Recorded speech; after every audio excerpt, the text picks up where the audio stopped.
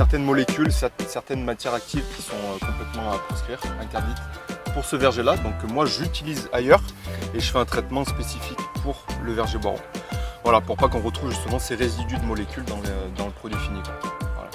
Et en fait le cœur du sujet c'était d'arriver à avoir une pêche blanche qui ait une vraie couleur rose. Parce qu'en fait quand vous regardez les produits, que ce soit des nectars de pêche blanche ou même des purées de pêche blanche, c'est compliqué d'avoir une purée rose. La plupart du temps, elles sont soit un peu marronnasses ou fond gris. Donc du coup, il y avait ça qui se tienne dans le temps, qui est une constance et qui est un équilibre sucre-acide. En fait, vous le savez, mais en pâtisserie, si un produit est trop doux, donc il n'y a pas assez d'acidité, in fine, mélangé avec de la crème du sucre, on sent plus grand-chose. On a essayé vraiment, je pense qu'on a essayé presque toutes les pêches du marché. Et c'est la seule candidate qui répondait vraiment à ces critères-là. On est quand même sur un fruit qui est destiné à la transformation. Voilà. Ce cahier des charges-là, je ne pourrais pas le retranscrire sur le reste de mon exploitation, où les fruits sont destinés au marché du frais, quoi, à la consommation de bouche. Voilà.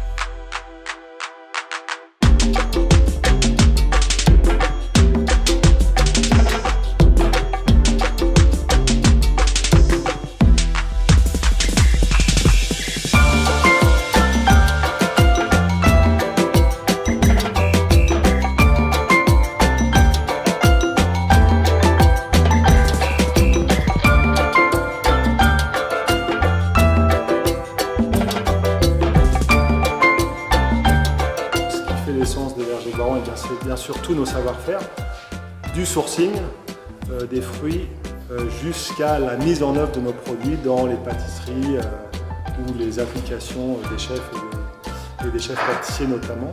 Autour de la mission d'entreprise, on est intimement conscient des enjeux qui sont les nôtres, au premier rang des enjeux climatiques notamment. Et donc cette conscience nous amène à vouloir promouvoir une gastronomie fruitée durable. Et pour nous, c'est quoi une gastronomie fruitée durable? Eh bien, c'est une gastronomie fruitée qui prend soin du vivant, donc avec beaucoup de travail avec l'amont agricole notamment et nos partenaires arboriculteurs. Et puis aussi une gastronomie durable qui se veut créatrice de liens, et donc créatrice de liens avec tous les acteurs de notre chaîne de valeur. On n'est pas sur une marque clivante, segmentante, on veut rester aussi nous, c'est-à-dire chaleureux, accessible, etc. Mais en même temps, avoir un positionnement qui soit beaucoup plus clair dans l'esprit des distributeurs et des consommateurs, c'est-à-dire le référent de l'excellence fruit. Et ça, c'était un incontournable. Donc en fait, la fruitologie, c'est le langage de la purée de fruits. On va venir décrire nos purées de fruits en s'appuyant sur l'analyse sensorielle qui va obtenir une réelle carte d'identité de chaque purée de fruits.